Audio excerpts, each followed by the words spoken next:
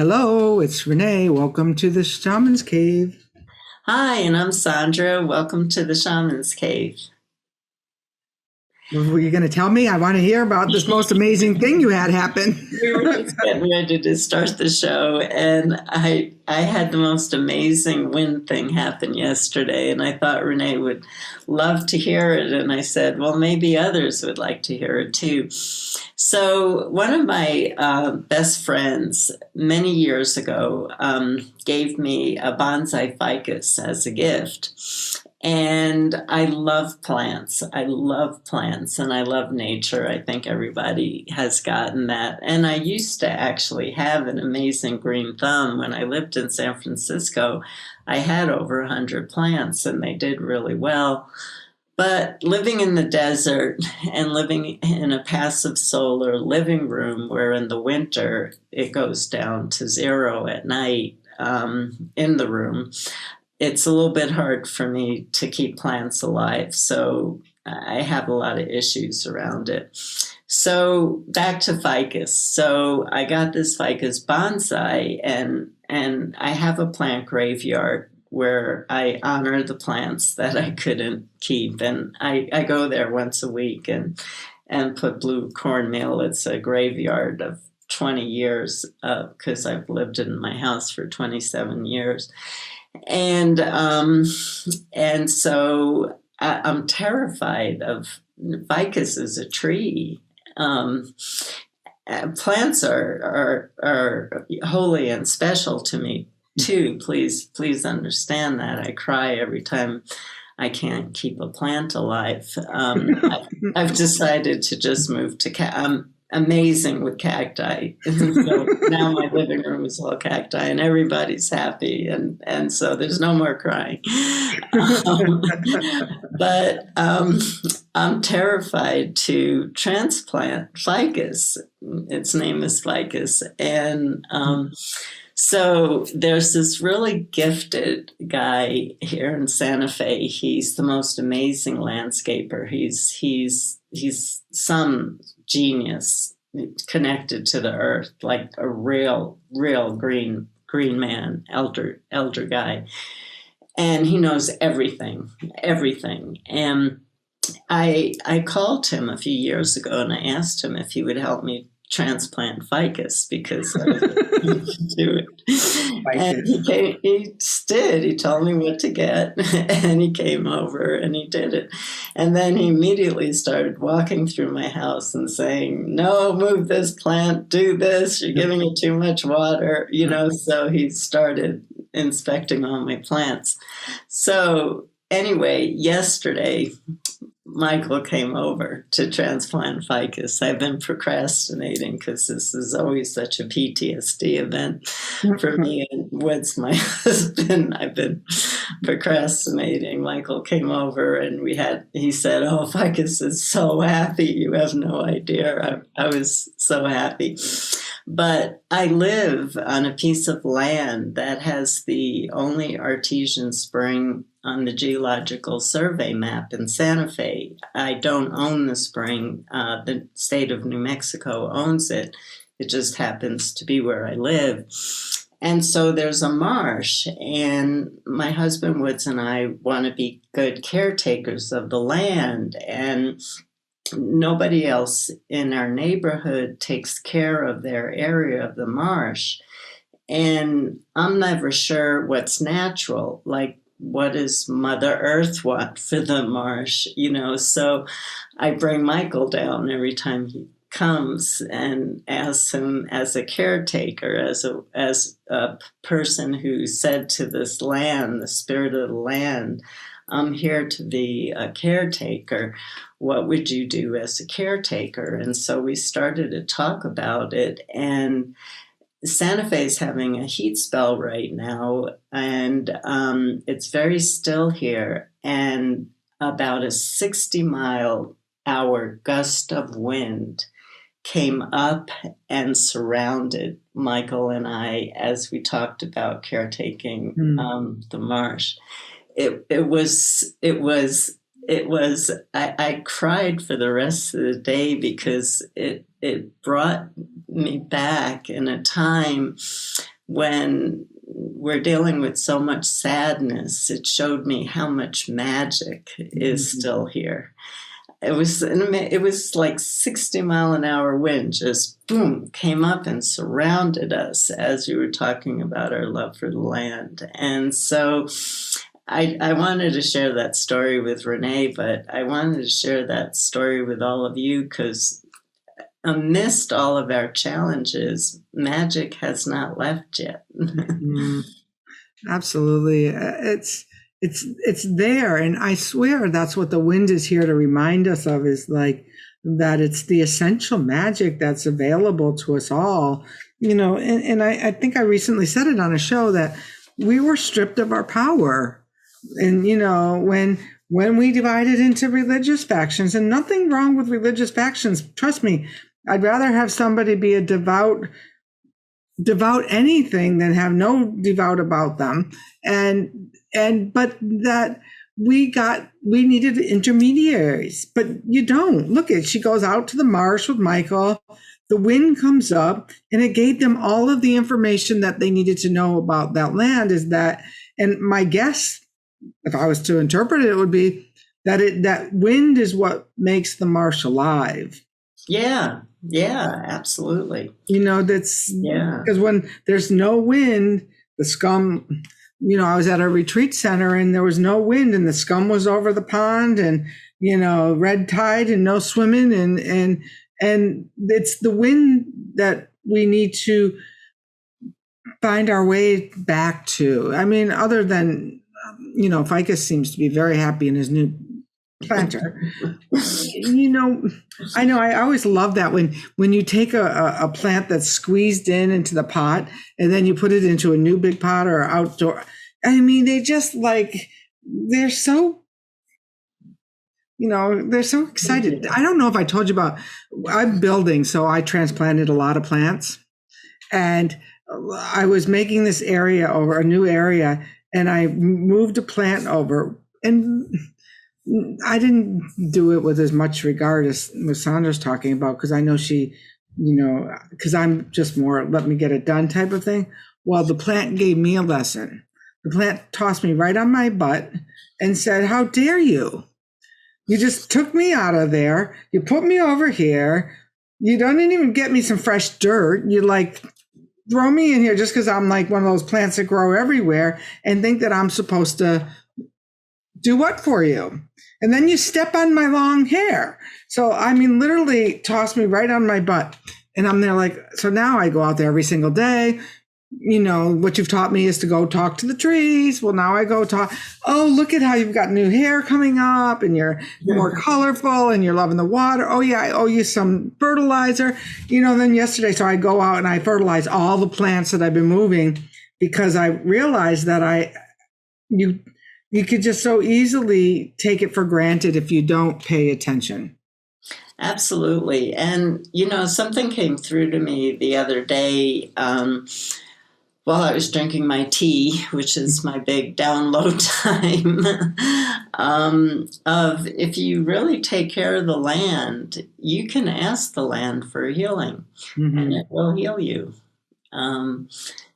So there's so much of the connection that we don't understand, and it's kind of interesting because Renee and I were actually going to talk about infrastructure today and how with the COVID and everything that's happening and all the division, it's like our whole infrastructure is starting to fall apart. You can't get the care you need. You can't get the food you need. There isn't the staffing, anywhere. And, in nature, the infrastructure has to, the whole infrastructure in a way has to be dismembered in order for the reorganization to happen so that a new evolution of consciousness comes in. And the more and more that we go through this time, the more and more, and I don't want to move away from infrastructure, but realizing that plants are our greatest infrastructure. They give us so much that we don't understand. They give us the minerals our bodies need. They give us the light our bodies need, because they take it from the sun, and then we eat from them, and that light goes into us. The same is true with the trees. And there's just so much of the infrastructure of nature that keeps everything so interconnected, of how this insect has to be on this one plant in order for something else to happen, in another part of the landscape. It's so delicate. It's so exquisite. And it's like some brilliant mind created all of this. We talk about the creator, but when you think about the intricacy and how everything is so interdependent on everything else, you see that the infrastructure has an intelligence to it, and in nature. And in our culture, we don't really give infrastructure intelligence. Mm-hmm. I was thinking about that because as you were talking, I was thinking about your cup of tea. Like in other cultures that are more tea drinkers, or more, have that time, they thank the tea bag, the people who made the tea bag, the tea, the plant that grew the tea, the people that clipped the plant, the people who tended to the harvest of that tea, all the way back to, the earth and the replenishment of the earth, and, the go back and go back and go back. It's like a lot of times in a lot of shamanic journeys or other things, people will go back like to the very first mother. Well, go back to the very first, plant that created that nice cup of tea. And there's where you should find your reverence for that infrastructure. And the man-made infrastructures are the things that the infrastructure allows. We build a building on the infrastructure. Like when I decided to build a house here, I had to relocate, and I did. I tried to relocate as many of the plants and the bushes and the trees as I could. And I didn't do it perfectly, but my friends came over and took some. I moved some. The lilac bush, when you were talking about transplant, the lilac bush is happier in its new home than it was in the old home. Oh, that's great. But I go in and check with it. How's it going over here? How do you like this corner? And, and it's like, if you start to have that relationship, and I think you helped me open that up, like with that exercise you give us about making a tree a friend. Right. Yeah. And visiting it every single day for a year. And I did that. And it really changed my relationship to that infrastructure. So I think that infrastructure is changing, the other infrastructure is changing, and our psyches are changing because of all of this polarizing stuff. We have to find some grounding, and I think the wind is pretty constant. Yeah, and I think what comes up for me when I hear what you say, what you're sharing, is as our infrastructure comes back together, what it needs is care.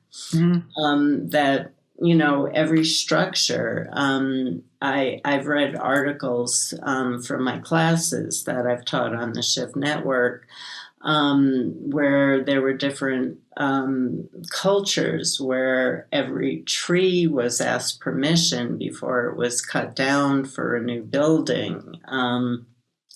Every plant, permission was always asked before you picked up a rock to put in a wall, or to pick up a twig to put in the adobe or whatever. Permission was always asked. And we, everything to us is dead. Mm-hmm. And in a lot of ways, it's almost a little bit of a reflection of us. Mm-hmm. We're not as animated as nature, not naturally animated. We animate ourselves through artificial ways, but we're not as animated as nature is. And that's a really big difference. And so we don't see, because everything outside of us is a reflection of our inner state. We're not seeing what we can connect with in nature because of the lack of life force inside of us. That's such a really good point. Yeah, the animistic traditions, they see the life force in everything, and they probably read it like, the kuyas, the power stones. You look at a stone, oh, it's a stone. But when you ask, if you've ever been at the beach and you ask that stone, can I carry you? A lot of times the stones will say, well, yeah, you can carry me a little bit down the beach, but don't be sticking me in your pocket and taking me home. Right.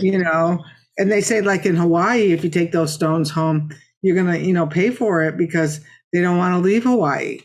And yet, and it goes with the way we are living our lives. Like I've said it so many times that before this COVID shut us all down, we trampled everybody's sacred sites all over the world. Like it was like we had permission. Oh, I think we'll all go to Machu Picchu. 100 million of us, it wasn't designed for that. And I'm just as guilty as the next guy with that. But I've become aware of, like, if and when I start going back to visit sacred sites again, I'm going to be doing it with a whole lot new respect and a whole lot more reverence for the fact that I'm going to somebody else's land. Mm-hmm. And please, and it would need to invite me and welcome me and say it's okay to do it.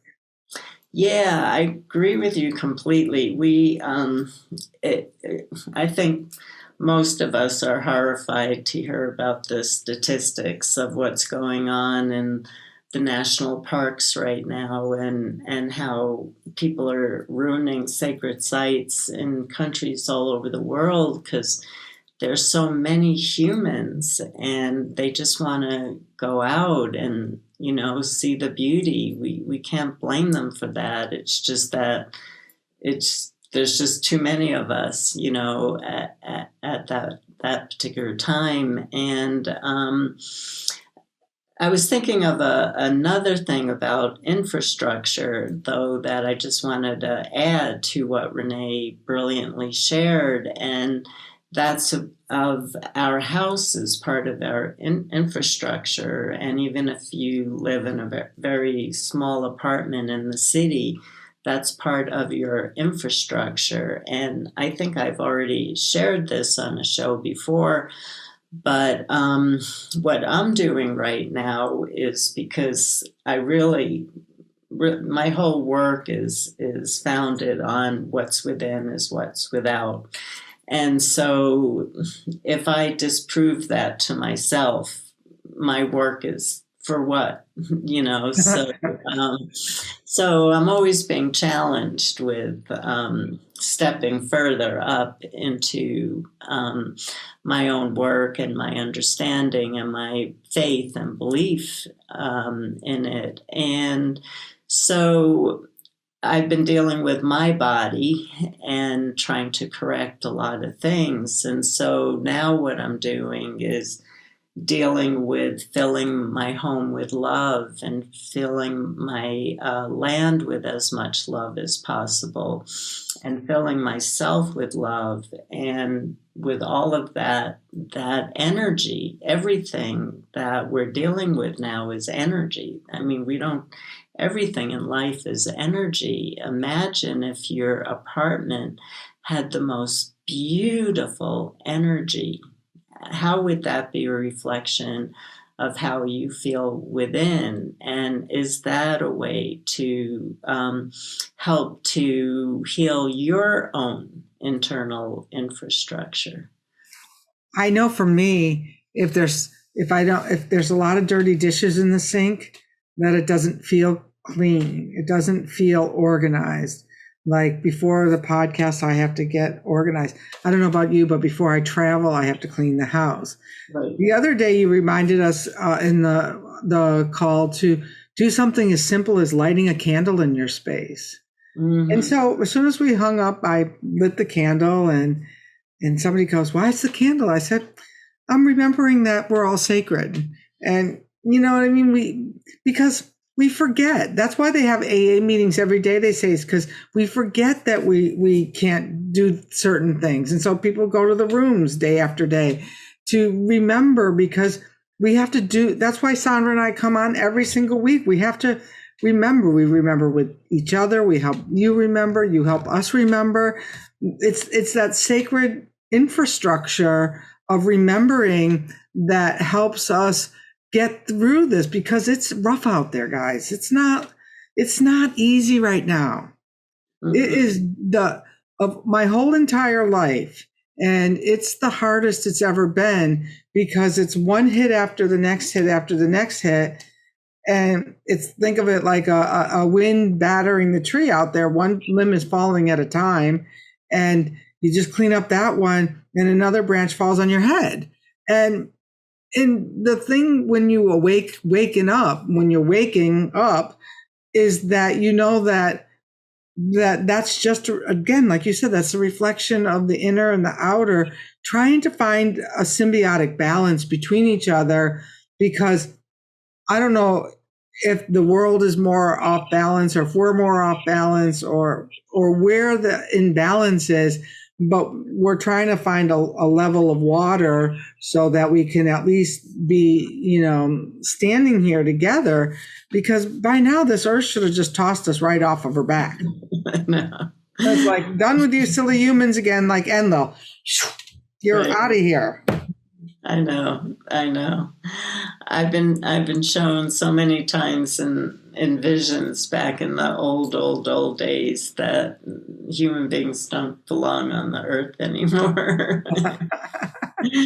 But she keeps us. But we're still here, and so the key is we're growing, and this is a very old conversation. I used to write about this on my newsletter all the time. We probably will not see any we'll see positive changes in our lifetime, but we won't see the positive change that we're all looking for. The point is number one, we're working towards that to hand off the tools to the next generation, which keeps building the new infrastructure to support all of life. And so we are doing a service, because we're keeping the work going for our descendants. But we're also doing a service to ourselves, because I know I've made a commitment to myself that I would like to leave this planet as spiritually evolved as I can be. Not to the point of being enlightened. I'm not looking for that. I was at one time in my life, but I realized I'm never going to get there. That was just my ego talking. It's amazing what the ego wants everything shiny, and enlightenment is shiny. But so I've given up on enlightenment, but I would like to grow to the being that I can be before I die in this lifetime. And so finding little things, connecting with stones and trees and plants and your home and your land, it does help you grow up. Mm-hmm. It helps you grow up and realize that you're connected to something so much bigger than yourself, and so much bigger to the human race. And then from there, magic starts to open up. And And then you see the importance of just keeping up your practices, not because of what you're going to see before you die, but because it's the right thing to do. My practice this summer has been watering and keeping all of these plants alive that I moved, and tending to a half an acre. I mean, it doesn't sound like a huge amount, but there's a lot of things going on in the garden, and a really beautiful flower. Like, there's some really beautiful places on this land to start with, but that it's kind of my sacred practice this summer to go out and make sure where we moved earth, I've been planting some grass and stuff back, and really making sure that all of these areas are cared for. And I'm not watering all my lawn, but the new stuff. And I really can feel the difference when I'm out there tending to it, that it's way more welcoming. Though it's way more welcoming, and it revealed to me where the structures should go. Instead of, let me put the structures and build the garden around it. No, why don't you put here?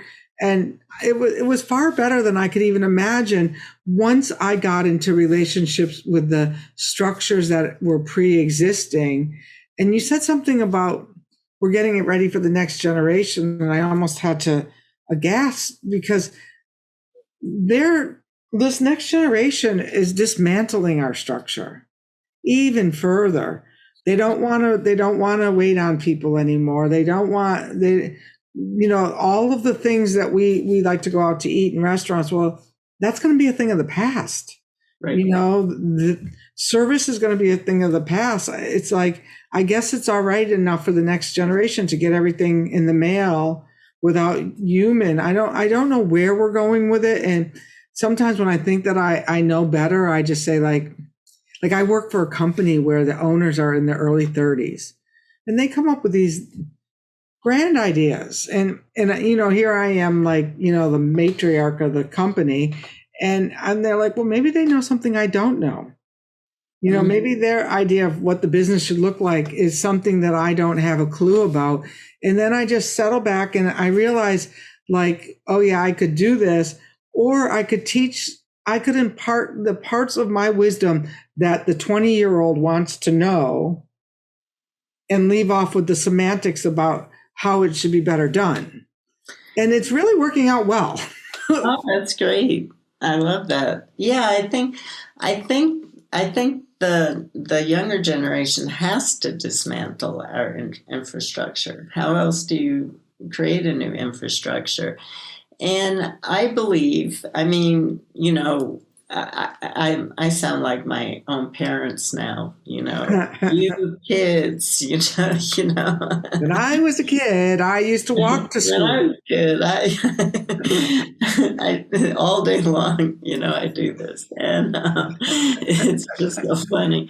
But I love watching the ingenuity, how wild everything is becoming. And when my parents looked at me, they were very fearful. Like I look at another generation, because it really looked like I didn't have my act together, and I didn't.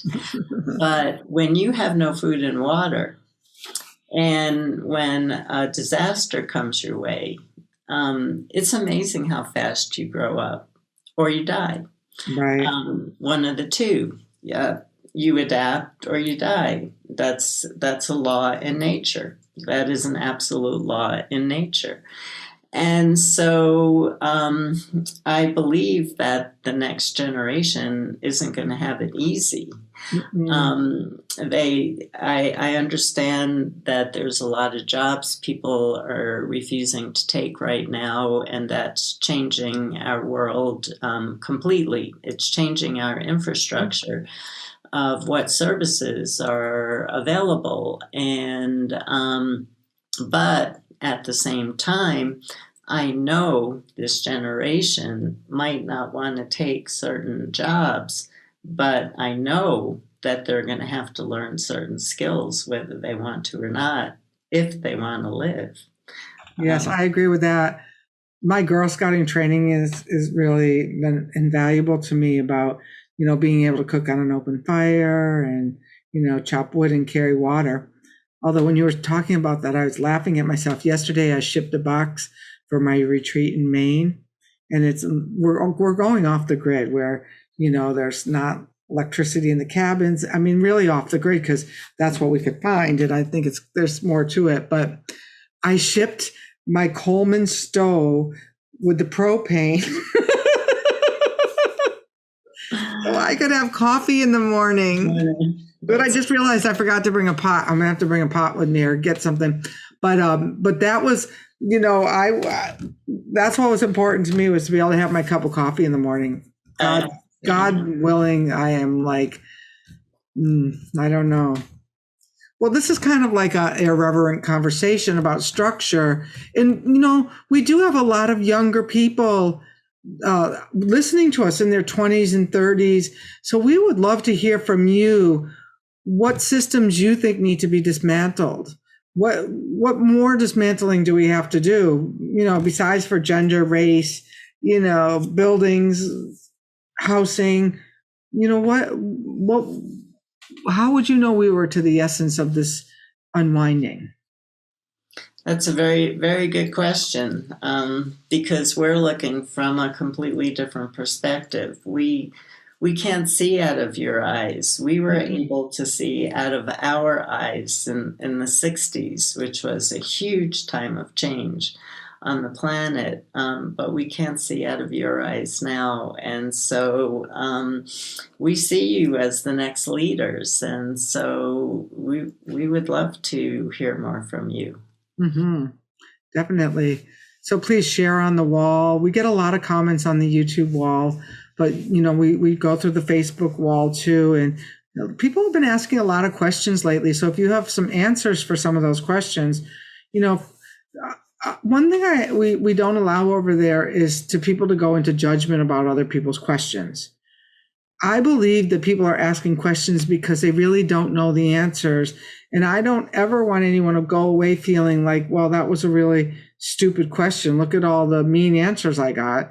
But really, that there, somebody asked a question about Christianity the other day, and, people started writing that this is spam. No, I really believe somebody wants to know the difference. And trust me, doing the research for the Wind book, I knew that a lot of the Wind stories came from the missionaries. I had to change my perspective of how I read what they were seeing when they went into these indigenous cultures. And thank God they went in there and did that writing. Because like Sandra just said, that we're keeping the drumbeat alive here, so that maybe it's not the 20 or 30-year-old, but maybe it's the 20 or 30-year-old's children who are going to be looking for that drumbeat again.